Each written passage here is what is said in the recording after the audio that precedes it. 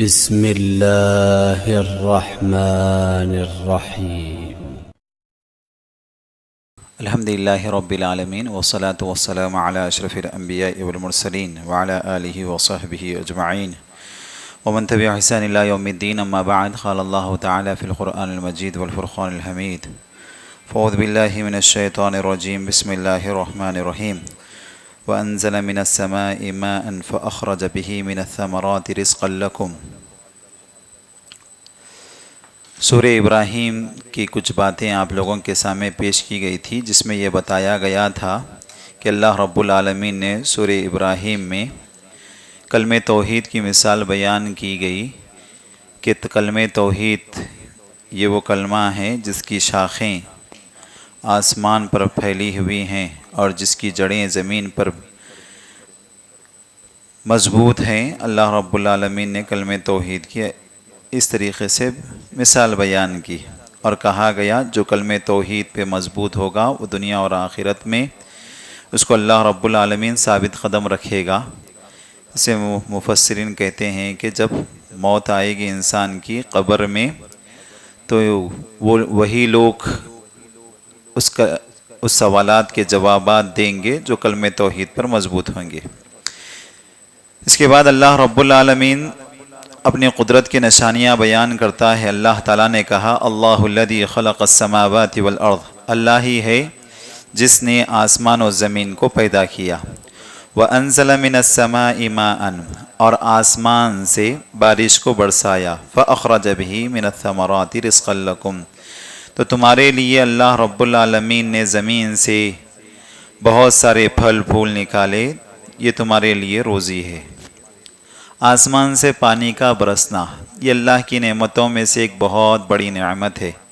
اللہ رب العالمین نے انسانوں کی فائدے کے لیے آسمان سے پانی کو برساتا ہے. اگر ہم دنیا کو دیکھیں گے، دنیا کے اس حصے کو دیکھیں گے تو آپ کو آبادی کا جو حصہ ہے یہ کم نظر آئے گا، لیکن پانی کا جو حصہ ہے وہ زیادہ نظر آئے گا.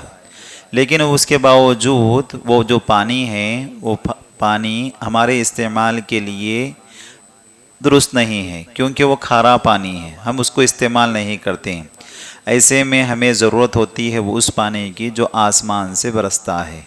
جب وہ آسمان سے برستا ہے تو میٹھا پانی ہوتا ہے، تالاب کی شکل میں، ندیوں کی شکل میں اللہ رب العالمین نے ذخیرہ کیا ہے.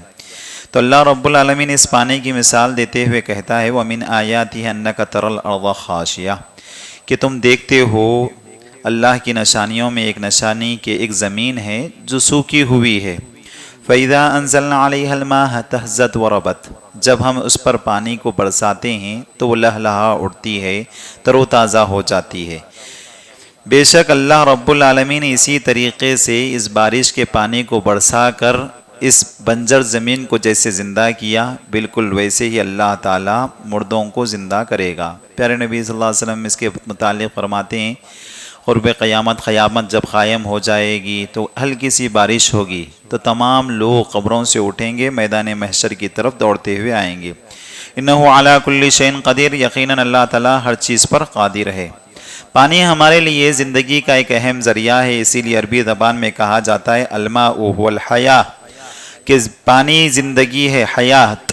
فاحفظوا علی حیاتکم، تم اپنی زندگی کی حفاظت کرو، یعنی پانی کا صحیح استعمال کرو. ہر جاندار مخلوق کے لیے پانی کا ہونا ضروری ہے. اللہ رب العالمین نے کہا: وَجَعَلْنَا مِنَ الْمَاءِ كُلَّ شَيْءٍ حَيٍّ أَفَلَا يُؤْمِنُونَ، کہ ہم نے ہر چیز کو پانی سے پیدا کیا. افلا یؤمنون، یہ کیوں ایمان نہیں لاتے ہیں. اللہ رب العالمین نے سمندر کے پانی کے متعلق کہا: سمندر کا پانی بھی تمہارے نظروں کے سامنے ہے، لیکن وہ سمندر کا پانی ہونے کے باوجود تم اس کو استعمال نہیں کرتے ہو.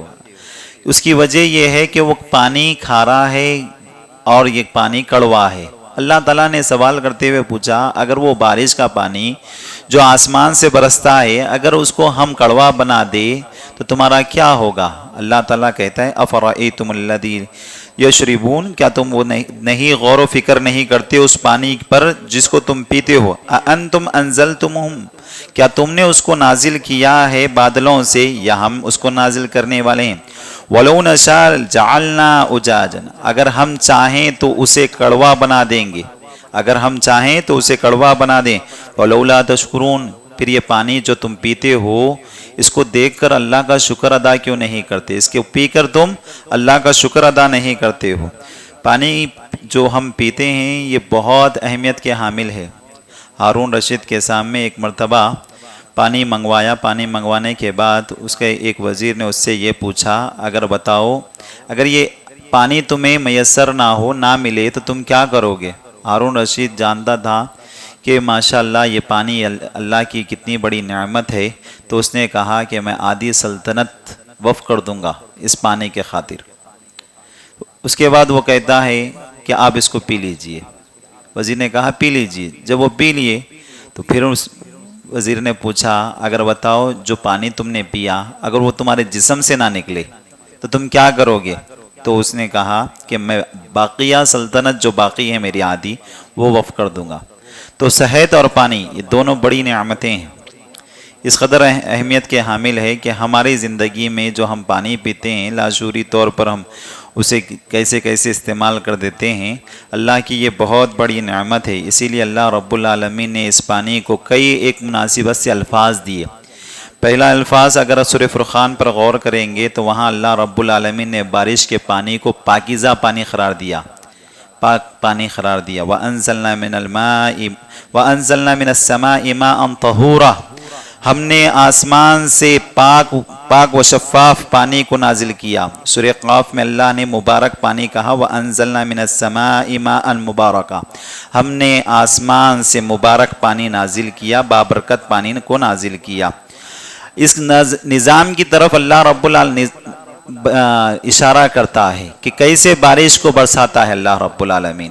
اللہ رب العالمین نے سورہ حجر میں کہا، وہ ہوائیں جو بادلیں لے کر دوڑتے ہیں اور جب وہ بادلوں کو اکٹھا کرتے ہیں، ایک نظام اللہ رب العالمین نے مقرر کیا، وہ ہوائیں اکٹھا کرتے ہیں، آسمان پر وہ بادل جمع ہوتے ہیں، اس کے بعد وہ بادل پھٹتا ہے اور آسمان سے بارش کو نازل ہوتے ہیں۔ اللہ رب العالمین نے دوسرے مقام پر بارش کے اس نظام کو بیان کرتے ہوئے کہا، الم تر ان اللہ یزجی سحابا، کیا تم غور و فکر نہیں کرتے اللہ تعالیٰ بادلوں کو ہانکتا ہے، بادل چلتے ہیں اللہ کے حکم سے، ثم یؤلف بینہم، پھر وہ آپس میں ایک دوسرے سے جڑتے ہیں، ثم جعلہ رکاما، پھر ایک تہبتے ہوتے ہیں، ایک کے اوپر ایک ہو جاتے ہیں، فتر الورقا، تم دیکھو گے اس کے اندر شگاف، یعنی بادل پھٹتا ہے، یخرج منہ خلالہ، کہ اس کے بیچ میں سے پانی برستا ہے، وینزل من السماء جبالا، اور یہ پہاڑ جیسی شکل اختیار کرتا ہے، فیہا من البر، پھر اس میں کچھ اولے بھی اللہ رب العالمین برساتا ہے۔ اللہ جس سے چاہتا ہے یہ نعمت سے نوازتا ہے اور جس سے چاہتا ہے یہ چھین لیتا ہے۔ بادل آتا ہے کہیں، آنے کے باوجود ہم یہ سمجھتے ہیں، ذہن و دماغ میں یہ آتا ہے کہ بارش ہوگی، لیکن اللہ تعالیٰ کہتا ہے ہم وہاں بارش کو برساتے نہیں ہیں۔ بعض مرتبہ ایسا ہوتا ہے کہ تصور نہیں ہوتا کہ بارش ہونے والی ہے، لیکن وہاں بارش ہو جاتی ہے، یہ اللہ رب العالمین کی قدرت ہے۔ پھر اللہ رب العالمین یہ کہتا ہے بارش کو برسانے کے بعد ہم نے اس کو ایسے ہی نہیں چھوڑا، ایک نظام بنایا کہ کس طریقے سے ہم ذخیرہ کرتے ہیں اس پانی کو۔ اللہ رب العالمین کہتا ہے وَأَنزَلْنَا مِنَ السَّمَاءِ مَاءً بِقَدَرٍ، ہم پانی کو زمین پر اتنا ہی نازل کرتے ہیں جتنی کی زمین کو ضرورت ہوتی ہے، فَأَسْكَنَّاهُ فِي الْأَرْضِ، اور زمین اسے ذخیرہ کرتا ہے، روک کر رکھتا ہے، وَإِنَّا عَلَىٰ ذَهَابٍ بِهِ لَقَادِرِينَ، اگر ہم چاہیں تو اس پانی کو جذب بھی کر سکتے ہیں، زمین اس سے چوس لے سکتی ہے، لیکن انسان کے فائدے کے لیے اللہ رب العالمین اس کے ذخیرے کی شکل بھی بنا کر رکھا، جس کا نتیجہ ہم یہ دیکھتے ہیں کہ تالاب کی شکل میں، ندیوں کی شکل میں یہ پانی ٹھہرا ہوا ہوتا ہے، جس کے ذریعے ہم بہت زیادہ اس کا استعمال کر لیتے ہیں۔ بارش یہ اللہ رب العالمین کی بہت بڑی نعمت ہے، ان نعمت کے ساتھ ساتھ ہمارے لیے عبرت بھی ہے، نصیحت بھی ہے۔ اللہ رب العالمین نے اس بارش کے نظام کو دیکھ کر بعض بادل موت کے دلائل پیش کیے کہ مرنے کے بعد تمہیں کیسے اٹھایا جائے گا۔ اگر تمہیں یقین کرنا ہے تو اس بارش کے برسنے کے بعد غور کرو، ایک بنجر زمین ہے، کچھ نہیں ہے، تصور ہو نہیں سکتا کہ یہاں سے کچھ اگے گا، لیکن آسمان سے بارش برستی ہے تو وہ بنجر زمین لہلہا اٹھتی ہے۔ تو اللہ تعالیٰ کہتا ہے دیکھو مردہ زمین تھی، ویسے ہی اللہ رب العالمین نے بارش کو برسایا اور اس مردہ زمین کو زندہ کر دیا، بالکل ایسے ہی تمہارے مرنے کے بعد اللہ رب العالمین اٹھائے گا۔ پیارے نبی صلی اللہ علیہ وسلم کے پاس ایک صحابی رسول آئے، اللہ کے نبی صلی اللہ علیہ وسلم سے پوچھا، اللہ کے نبی صلی اللہ علیہ وسلم بتائیے کہ اللہ تعالیٰ مردوں کو کیسے زندہ کرتا ہے؟ پیارے نبی صلی اللہ علیہ وسلم نے پوچھا، کیا تمہارا گزر ایک ایسی زمین پر سے ہوا جو بنجر تھی، کچھ نہیں تھا، سخت زمین تھی؟ انہوں نے کہا ہاں۔ پھر اللہ کے نبی صلی اللہ علیہ وسلم نے پوچھا، بتاؤ اس زمین پر سے بارش کے برسنے کے بعد تمہارا گزر ہوا؟ انہوں نے کہا اللہ کے نبی صلی اللہ علیہ وسلم ہاں، بارش کے برسنے کے بعد بھی اس زمین پر سے گزر ہوا۔ تو نبی صلی اللہ علیہ وسلم نے پوچھا کیا تبدیلی تم نے دیکھا؟ تو وہ صحابی رسول نے کہا اللہ کے نبی صلی اللہ علیہ وسلم پہلے جو بنجر تھی، بعد میں جب بارش ہوئی تو لہلہا اٹھی۔ پیارے نبی صلی اللہ علیہ وسلم نے کہا بالکل ویسے ہی تم جب مر جاؤ گے اللہ رب العالمین تمہیں دوبارہ زندہ کرے گا۔ بات سمجھ میں آئی؟ تو یہ اللہ کے نبی صلی اللہ علیہ وسلم کی حدیث ہے۔ اللہ کے نبی صلی اللہ علیہ وسلم نے بارش کے ذریعے صحابہ رضی اللہ عنہم اجمعین کو نصیحت کی، بتایا کہ مرنے کے بعد تمہیں اسی طریقے سے دوبارہ اٹھایا جائے گا۔ بارش اللہ رب العالمین کی بہت بڑی نعمت ہے۔ پیارے نبی صلی اللہ علیہ وسلم فرماتے ہیں کہ بارش اللہ کی رحمت ہے۔ انسانی زندگی میں اس کی اس انسانی زندگی انسانی عمل کا اس سے بڑا تعلق ہے۔ جس قدر انسان مومن ہوگا، متقی ہوگا، اس قدر اللہ رب العالمین اس نعمت سے نوازا۔ اگر ہمارا کردار، ہمارے اخلاق، ہمارا رویہ اللہ رب العالمین کی نافرمانی ہو تو بالکل اللہ رب العالمین اس بارش کو روک دیتا ہے۔ ہمارے عمل پر ڈیپینڈ ہے کہ یہ بارش ہوگی کہ نہیں ہوگی۔ اگر ہم نیک ہیں، صالح ہیں، پرمعاشرہ، متقی، پرہیزگار ہیں، اللہ کو راضی کرتے ہیں تو اللہ رب العالمین اس بارش کو برساتا ہے۔ اور جب گنہگار بن جاتے ہیں تو اللہ رب العالمین اس بارش کو روک کر رکھ دیتا ہے۔ اللہ کے نبی صلی اللہ علیہ وسلم مالداروں سے مخاطب ہو کر کہتے ہیں، وہ مالدار جن کے اوپر زکوٰۃ فرض ہو گئی اور وہ زکوٰۃ ادا نہیں کرتے ہیں، تو اللہ کے نبی صلی اللہ علیہ وسلم نے فرمایا کہ آسمان سے اللہ رب العالمین بارش کو روک دیتا ہے، اللہ تعالیٰ روک دیتا ہے، لیکن الا منع قطرۃ من السماء، آسمان سے بارش اللہ رب العالمین روک دیتا ہے۔ ایک اور حدیث میں اللہ کے نبی صلی اللہ علیہ وسلم نے فرمایا تمہاری نافرمانیاں، تمہاری سرکشیاں، تمہارے غرور و تکبر، تمہارا گھمنڈ اس قدر ہے کہ اگر یہ جانور اس روئے زمین پر نہ ہوتے تو کبھی تم پر بارش نہ ہوتی۔ لو لم بہائم لم تمطروا، کہ اگر یہ جانور نہ ہوتے تو تم پر کبھی بارش نہ ہوتی۔ تو جو کچھ بھی ہماری نافرمانیاں ہیں، اس نافرمانیوں کے سبب اللہ رب العالمین بارش کو روک دیتا ہے، لیکن اللہ جو کچھ بھی بارش ہو جاتی ہے یہ جانوروں کے تحت اللہ رب العالمین ہمیں عطا کر دیتا ہے۔ بارش نہ ہونے پر ہمیں تعلیم دی گئی کہ کثرت سے اللہ رب العالمین کا استغفار کریں، توبہ کریں، اللہ رب العالمین سے گڑ گڑاتے ہوئے توبہ کریں۔ نوح علیہ السلام نے اپنی قوم کو نصیحت کرتے ہوئے کہا فَقُلْتُ اسْتَغْفِرُوا رَبَّكُمْ إِنَّهُ كَانَ غَفَّارًا يُرْسِلِ السَّمَاءَ عَلَيْكُمْ مِدْرَارًا، کہ تم اللہ رب العالمین کا کثرت سے استغفار کرو۔ نوح علیہ السلام کہہ رہے ہیں اپنی قوم سے اگر تم کرو گے، استغفار کرو گے، اللہ سے معافی مانگو گے، اپنی گناہوں کی بخشش کرو گے تو ایسی صورت میں اللہ تعالیٰ آسمان سے بارش کو برسائے گا۔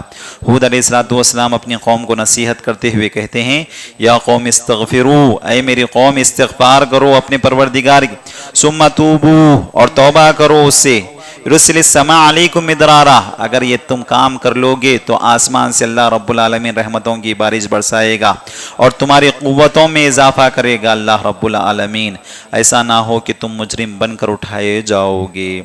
پھر اسی طریقے سے اللہ رب العالمین نے بارش کے متعلق اللہ رب العالمین یہ کہتا ہے کہ قرآن مجید یہ کہتا ہے کہ بارش کے سلسلے میں ایک حقیقت کو اللہ رب العالمین اظہار کرتا ہے، یہ بارش تمہارے لیے نعمت بھی ہے، زحمت بھی ہے۔ اگر انسان نیک ہوں گے، صالح ہوں گے، یہ نفع بخش ہوگی۔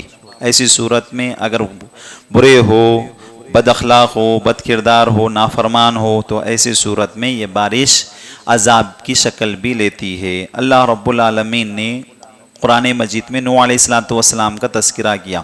نوح علیہ السلام کی قوم کا معاملہ یہ تھا کہ وہ اللہ کی نافرمانی کیے، نبی کی نافرمانی کیے، تو اللہ نے اس قوم کو ہلاک کیا، تباہ کیا بارش کے ذریعے۔ آسمان سے بارش کو ایسے برسا دیا، وَفَتَحْنَا أَبْوَابَ السَّمَاءِ بِمَاءٍ مُنْهَمِرٍ، ہم نے آسمان کے دروازے کھول دیے اور آسمان چھنی چھنی ہو گیا۔ اس طریقے سے اللہ تعالیٰ آسمان سے اس قوم پر عذاب بھیجا۔ ایک اور قوم کا اللہ تعالیٰ تذکرہ کیا، قوم سبا، جس کو اللہ رب العالمین نے بہت ساری نعمتیں دیا تھا۔ جب وہ ناشکری کیے اور اللہ تعالیٰ سے بغاوت کیے تو اللہ رب العالمین نے انہیں اس بارش کے ذریعے تباہ کر دیا۔ شریعت نے کچھ احکام دیا ہے بارش کے سلسلے میں۔ ظاہر سی بات ہے جب بارش ہونا ہے تو ہمیں چاہیے کہ ہم اللہ تعالیٰ سے استغفار کریں۔ قحط سالی آ گئی تو ایسی صورت میں حکم دیا گیا کہ ہم اللہ رب العالمین سے استغفار کریں اور صلاۃ الاستسقاء پڑھیں۔ صلاۃ الاستسقاء کا مطلب یہ ہے کہ عیدگاہ جائیں گے، وہاں پر دعا کریں گے اللہ رب العالمین سے، پھٹے پرانے کپڑے عاجزی انکساری کے ساتھ عیدگاہ پہنچیں گے اور اللہ رب العالمین سے گڑ گڑاتے ہوئے دعا کریں گے بارش کی نعمت کے لیے۔ اسی طریقے سے سنت بتائی گئی، پہلی بارش میں جب پہلی بارش ہو، پیارے نبی صلی اللہ علیہ وسلم کا معاملہ ایسا ہوتا کہ نبی صلی اللہ علیہ وسلم اپنے جسم پر اسے لیتے، بارش کو اپنے آستینوں کو چڑھا لیتے اور جو برستا پانی اسے اپنے جسم پر مل لیا کرتے تھے۔ اسی طریقے سے بارش کے سلسلے میں یہ تعلیم دی گئی، اگر بارش ہو رہی ہو اجازت ہے کہ ہم اپنی نماز کو گھر میں بھی ادا کر سکتے ہیں۔ اللہ کے نبی صلی اللہ علیہ وسلم حضرت بلال کو حکم دیتے کہ اپنے اذان میں الفاظ کرو، الا صلوا فی الرحال، سن لو تم اپنے گھر میں نماز پڑھ لو۔ اللہ کے نبی صلی اللہ علیہ وسلم نے اجازت دی کہ جب بارش تیز ہو رہی ہو تو تم اپنے گھر میں بھی نماز پڑھ سکتے ہو۔ بارش ہونے کے سلسلے میں اگر ایسا ہو کہ بارش ہو رہی ہے، ہم مسجد میں ہیں، تو ایسی صورت میں جمع بین الصلاتین بھی ادا کر سکتے ہیں۔ بارش کے سلسلے میں اللہ کے نبی صلی اللہ علیہ وسلم نے حکم دیا خطیب کو کہ وہ ممبر پر اللہ تعالیٰ سے دعا کریں، اور ممبر پر جو دعائیں ہوتی ہیں وہ اللہ رب العالمین شرف قبولیت سے نوازتا ہے۔ ایک مرتبہ اللہ کے نبی صلی اللہ علیہ وسلم کے پاس ایک صحابی رسول آئے، ممبر پر کھڑے ہوئے تھے، اللہ کے نبی صلی اللہ علیہ وسلم دعا کی درخواست کرتے ہیں، اللہ کے نبی صلی اللہ علیہ وسلم قحط سالی ہو چکی ہے، اب بارش کے لیے دعا کیجیے۔ نبی صلی اللہ علیہ وسلم دعا کرتے ہیں، بارش اتنی ہوئی، پھر اس کے بعد کے جمعے میں وہ آ کے نبی صلی اللہ علیہ وسلم سے درخواست کرتے ہیں، اللہ کے نبی صلی اللہ علیہ وسلم آپ دعا کیجیے کہ بارش رک جائے۔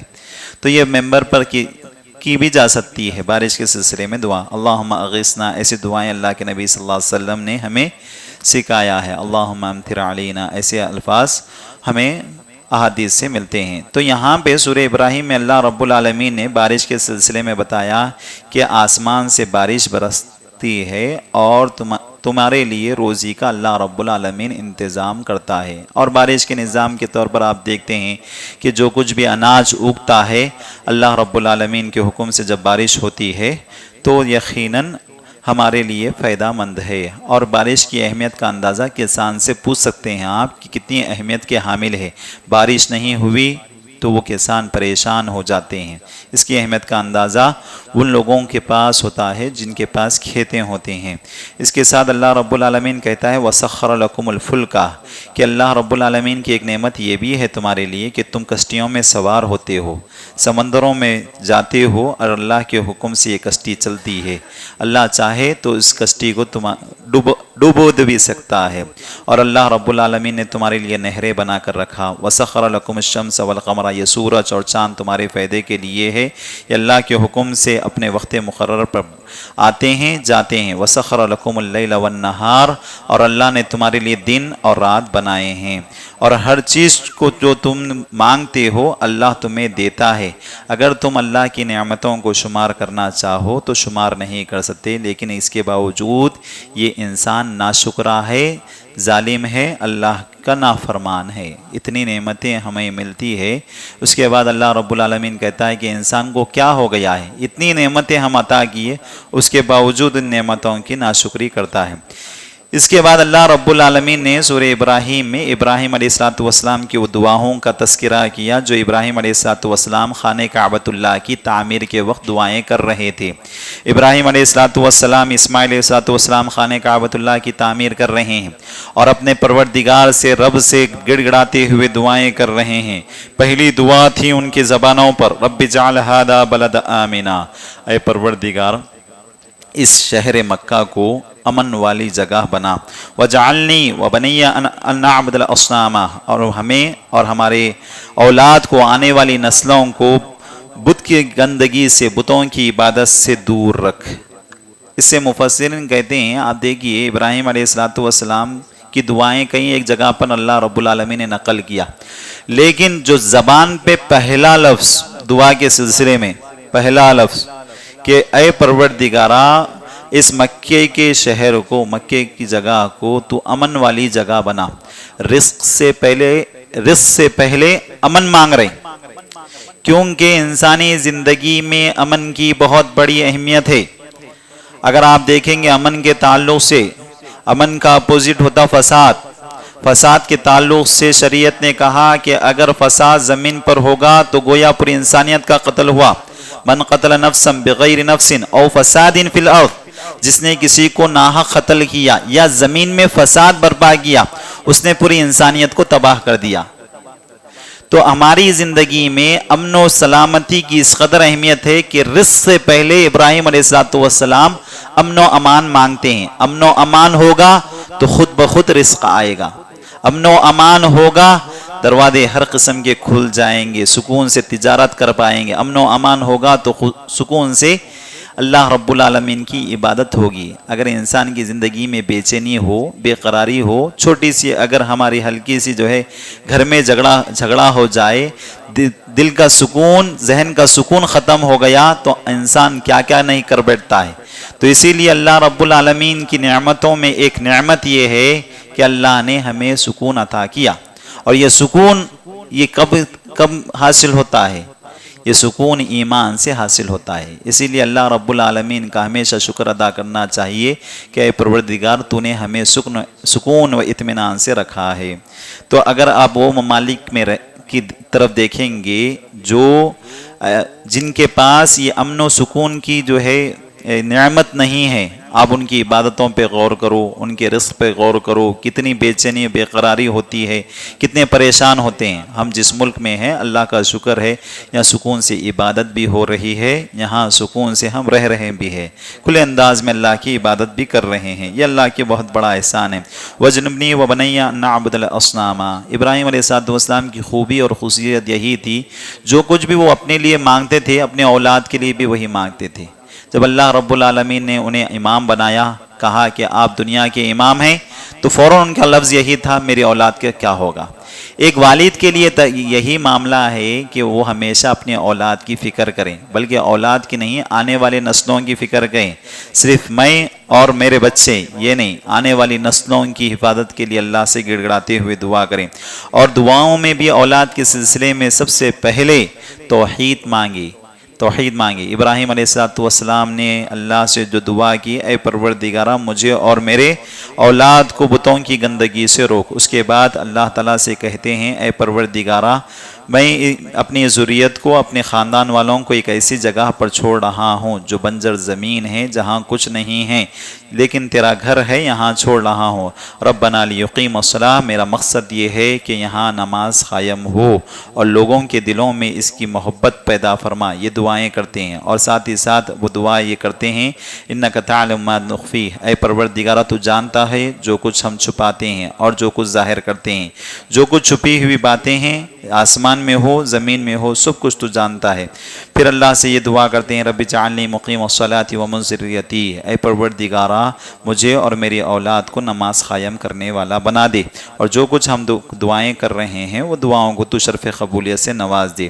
اے پروردگارہ مجھے اور میرے والدین کو اور تمام مومنوں کو معاف فرما قیامت کے دن جب قیامت قائم ہوگی۔ تو ابراہیم علیہ السلام کی دعاؤں کا تذکرہ اللہ رب العالمین نے کیا ہے۔ اسی مناسبت मुसीबत से इस सूर्य का नाम सूर्य इब्राहिम रखा गया। इन दुआओं के साथ सूर्य का अख्तिताम होता है। कुछ और भी मज़ामीन हैं, आगे का सूर्य की तरफ हम रुख करते हैं। उसके बाद के सूर्य का नाम है सूर्य हिज्र। हिज्र कहते हैं, हिज्र एक इलाके का नाम है। अल्लाह रब्बुल आलमीन ने मक्के से मुल्क शाम के दरमियान में एक हिज्र नाम का एक इलाक़ा था। बास मुफस्सिरीन ये कहते हैं कौम समूद जहाँ रहा करती थी उसी का नाम हिज्र है, क्योंकि कौम समूद पर जो अज़ाब अल्लाह रब्बुल आलमीन ने भेजा है वही अज़ाब के सिलसिले में असहाबुल हिज्र के ताल्लुक़ से इस सूरे में बताया गया। लेकिन बाज़ मुफस्सिरीन कहते हैं ये कौम समूद नहीं थी बल्कि दूसरी कौम थी। बल इख्तिलाफ़ है, लेकिन हमें ये गौर करना चाहिए कि हिज्र जो एक इलाक़े का नाम है, जो बड़े मशहूर इलाक़ा था उस ज़माने में और आज भी मौजूद है। जो भी कोई वहाँ से गुज़रते हैं वहाँ पर बहुत सारी निशानियाँ हैं गुज़री हुई कौमों की, कि उनके घर थे वहाँ पर, वो लोग किस तरीक़े से अपने घर बनाए हुए थे, मकान बनाए हुए थे, और उनकी लाशें वहाँ आपको नज़र आएगी। ऐसे कुरान मजीद ये कहता है तुम उस बस्तियों पर से गुज़रते हो, तुम नहीं देखते हो, गौर व फिक्र नहीं करते कि कैसे अल्लाह रब्बुल आलमीन ने उस कौम को तबाह किया, बर्बाद किया जब उन लोगों ने अल्लाह की नाफरमानी की। तो ये हिज्र इस माने में अल्लाह रब्बुल आलमीन ने बयान किया है। ये सूरा जो है मक्की दौर के आखिर में नाजिल हुआ। अल्लाह रब्बुल आलमीन ने प्यारे नबी सल्लल्लाहु अलैहि वसल्लम को तसल्ली दी कि बहुत सारे लोग आप पर ईमान लाने से इनकार करते हैं, आप अपने दिल को छोटा मत कीजिए, कुछ ना समझें। इससे पहले भी कौमें आई और नबियों की नाफरमानी की, और जब वो नाफरमानी की तो अल्लाह रब्बुल आलमीन ने उन्हें अजाब में मुब्तला किया। अल्लाह रब्बुल आलमीन इस सूरे में कहता है कि ये लोग आपको मजनून कहते हैं, पागल कहते हैं प्यारे नबी सल्लल्लाहु अलैहि वसल्लम को। प्यारे नबी सल्लल्लाहु अलैहि वसल्लम के मुतालिक कई एक अल्फाज कहे। जो लोग अल्लाह के नबी सल्लल्लाहु अलैहि वसल्लम का इनकार करते थे, ना जाने अल्लाह के नबी सल्लल्लाहु अलैहि वसल्लम को कितने अल्फाज से वो लोगों ने कहा। अल्लाह रब्बुल आलमीन ने बार बार रद्द किया, बयान किया कि तुमने मोहम्मद की ज़िंदगी देखी है, वो अपनी ज़िंदगी के 40 साल गुजारे और जब तक वो थे नबूवत का दावा नहीं किए थे तुम उसे सादिक कहते थे, अमीन कहते थे। जब वो सादिक और अमीन के अल्फाज जब तुम कहते थे, जब उन्होंने नबी का होने का ऐलान किया तो तुम उसे मजनून कहते हो, शायर कहते हो, जादूगर कहते हो। ये अल्लाह रब्बुल आलमीन बयान किया इस सूरे में। अल्लाह रब्बुल आलमीन ने कहा कि तुम्हें मजनून कहते हैं, आप अपने दिल को रंज व गम में ना करें, यकीनन आप अल्लाह के नबी हैं। प्यारे नबी सल्लल्लाहु अलैहि वसल्लम के मुतालिक इब्ने अब्बास रज़ी अल्लाह तआला अन्हु की रिवायत है, एक शख्स थे मक्के में, मक्के से कुछ दूर के फासले पर, जिसका नाम था ज़मात। बड़े मशहूर थे। इनका मामला ये था कि ये इलाज किया करते थे। जब ये मक्का आए तो लोगों ने कहा देखो मक्के में एक शख्स है जिसका नाम मोहम्मद है, वो मजनून है, अगर तुम उससे मिलेंगे तो वो अपनी बातों में तुम्हें पागल कर देंगे, तुम भी मजनून हो जाओगे, पागल हो जाओगे। तो जमात ने कहा मैं एक ऐसा इंसान हूँ जो लोगों को ठीक करता हूँ, क्यों ना मोहम्मद को मिलकर ठीक ना कर दूँ। चुनांचे उनका शौक़ जज्बा बढ़ा कि मोहम्मद से मुलाकात करते हैं। मोहम्मद सल्लल्लाहु अलैहि वसल्लम से मुलाकात हुई तो नबी सल्लल्लाहु अलैहि वसल्लम से कहने लगे मैं बड़े बड़ों का इलाज किया, अच्छे अच्छों का इलाज किया, मैं चाहता हूँ कि मैं तुम्हारा इलाज करूँ। तो अल्लाह के नबी सल्लल्लाहु अलैहि वसल्लम उसकी बातें सुनते हैं। सुनने के बाद अल्लाह के नबी सल्लल्लाहु अलैहि वसल्लम कहते हैं थोड़ा सा रुक जाइए, मैं कुछ तुम्हें सुनाता हूँ। फिर अल्लाह के नबी सल्लल्लाहु अलैहि वसल्लम ने कुछ नहीं सुनाया, सिर्फ और सिर्फ अल्लाह की हम्दो सना बयान की उसके सामने। जैसे अल्लाह के नबी सल्लल्लाहु अलैहि वसल्लम ने हम्दो सना बयान की, इसका असर उस पर ऐसे हुआ कि उसने ये कह दिया कि ये जो बातें हैं आपकी, ये किसी इंसान की बातें नहीं हो सकती, ये तो रब्बुल आलमीन की जानिब से, अल्लाह की जानिब से होती हैं। मैं आप पर इस्लाम कबूल करता हूँ, मैं आप पर ईमान लाता हूँ। जमात नामी शख्स जो उस ज़माने का बड़ों का इलाज करता था, नबी का इलाज करने के लिए आया, खुद इलाज होकर गया। तो अल्लाह के नबी सल्लल्लाहु अलैहि वसल्लम को जो मक्के के लोग जिन अलखाब से पुकारा करते थे, साहिर कहा करते थे। एक मरतबा वलीद बिन मुगीरा की मीटिंग हुई, ये तय किया गया कि मोहम्मद को क्या कहकर लोगों से दूर करेंगे, लोगों को क्या बताएं जिससे लोग मोहम्मद से नफरत करेंगे। कई एक बातें आई, उनमें वलीद बिन मुगीरा कहने लगा कि तुम अगर उसे शायर कहोगे तो हमने शायरों को देखा कि शायर वो کچھ اور الفاظ کہتے ہیں لیکن محمد کے الفاظ ایسے نہیں ہیں. اگر مجنون کہیں گے تو ایسی صورت میں محمد کبھی ایسا کوئی حرکت نہیں کرے جیسے دیوانے کرتے ہیں. پھر بعد میں وہ کہنے لگے ہم جادوگر کہیں گے. جادوگر بھی نہیں کہہ سکتے. ولید بن مغیرہ نے کہا وہ جادوگر بھی نہیں کہہ سکتے کیونکہ محمد نے کبھی جادو کا جیسا عمل نہیں کیا. پھر اس کے بعد لوگوں نے کہا ولید بن مغیرہ سے تم ہی کہہ دو. کیا کہیں جس سے لوگ دور ہو جائیں. تو اس وقت ان لوگوں نے یہ طے کیا. ولید بن مغیرہ تھوڑا سوچا. قرآن مجید کے الفاظ ہے سورہ حاقہ میں شاید یہ الفاظ ہے کہ اللہ رب العالمین بیان کرتا ہے ولید بن مغیرہ تھوڑا سوچا، غور کرا، فکر کرا. اس کے بعد کہنے لگا کہ ہم جادوگر کہیں گے محمد کو. اور جادوگر کس معنی میں کہ یہ وہ کلام ہے جو محمد کا جب لوگوں کے سامنے پیش کرتے ہیں تو اختلاف ہو جاتا ہے. رشتوں میں اختلاف، بھائی بھائی کا اختلاف، ماں بیٹے کا اختلاف، کہ کوئی مسلمان ہو گیا تو ماں ناراض ہو گئی، بھائی ناراض ہو گیا تو رشتے ٹوٹ جا رہے ہیں. تو یہ معنی میں وہ جادوگر کے معنی میں. اب ان لوگوں کا معاملہ یہ تھا کہ ہم محمد کو ساحر کہیں گے. اب جب حج کے ایام آئے تو دوڑ کر لوگوں کے سامنے جا کر کہنے لگے کہ محمد ہیں، ان کی بات مت سنو، وہ ساحر ہے، جادوگر ہے، وہ اپنے آپ کو اللہ کا نبی کہتا ہے، اس کی بات نہ سنو. تو جتنے لوگ حج کو آئے تھے اللہ کے نبی صلی اللہ علیہ وسلم سے دور کرنا چاہتے تھے، لیکن اللہ رب العالمین نے ایسا نظام بنایا کہ حج سے جانتے ہوئے تمام لوگ یہ میسج لے کر گئے کہ مکے میں ایک شخص ہے جو اپنے آپ کو نبی کہتا ہے. تو یہ اللہ رب العالمین نے انہی کافروں کے ذریعے اسلام کا کام کرا دیا. اللہ رب العالمین کا فضل تھا پیارے نبی صلی اللہ علیہ وسلم پر. جو دشمن جس قدر چالیں چلتے تھے اللہ رب العالمین اس قدر اسلام کو عام کیا. اس کے بعد اللہ رب العالمین قرآن مجید کے متعلق فرماتا ہے، مشہور آیت ہے، اِنَّا نَحْنُ نَزَّلْنَا الذِّكْرَ وَإِنَّا لَهُ لَحَافِظُونَ.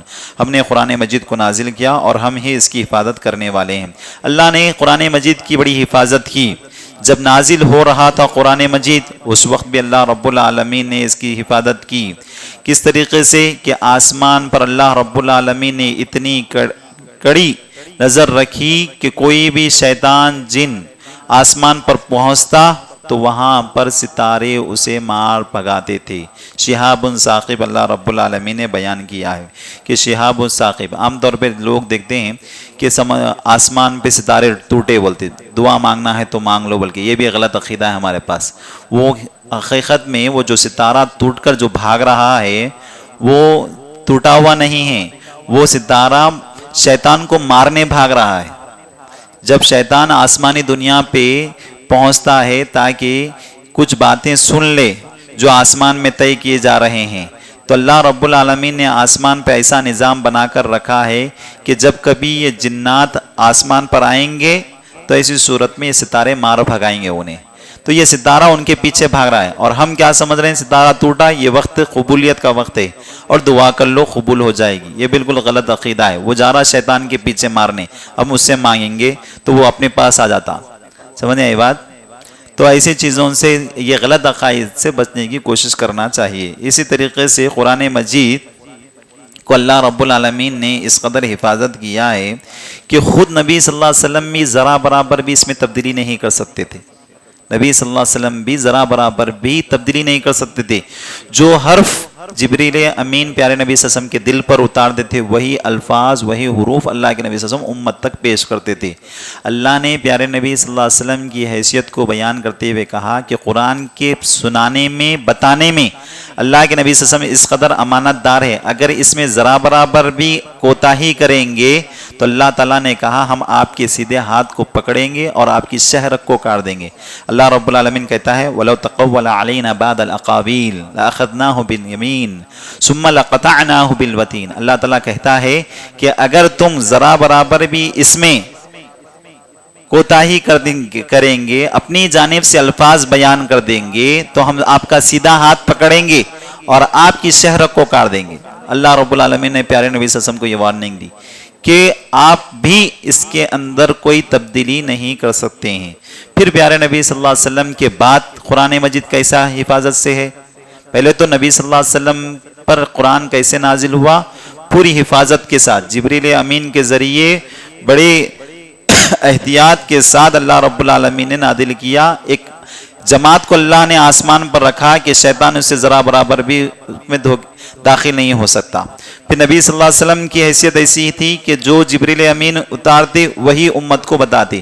نبی صلی اللہ علیہ وسلم کے بعد کیسے حفاظت رہی اس قرآن مجید کی کہ اللہ کے نبی صلی اللہ علیہ وسلم امت کو بتا دیے. اب اللہ رب العالمین نے اس کو حفاظت سے رکھا کہ اب آنے والی نسلیں اس قرآن کو پڑھتی ہے سمجھتی ہے, اس میں ذرا برابر بھی رتی برابر بھی تبدیلی کی کوئی گنجائش نہیں ہے.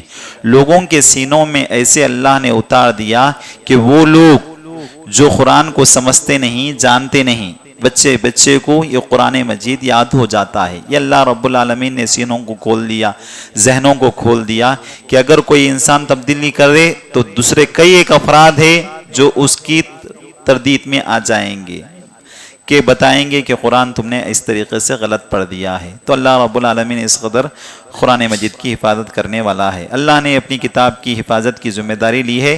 انا نحن نزلنا الذکر وانا لہ لحافظون. قرآن مجید سے پہلے جو کتابیں تھیں اللہ نے اس کی ذمہ داری امت کو دی تھی, اور امت نے بنی اسرائیل ہو یا اس سے پہلے کی امتیں ہوں ان لوگوں نے کتاب میں تبدیلی پیدا کر دی, لیکن قرآن مجید کو اللہ رب العالمین نازل کیا اور قرآن مجید کی اللہ تعالی حفاظت کرتا ہے.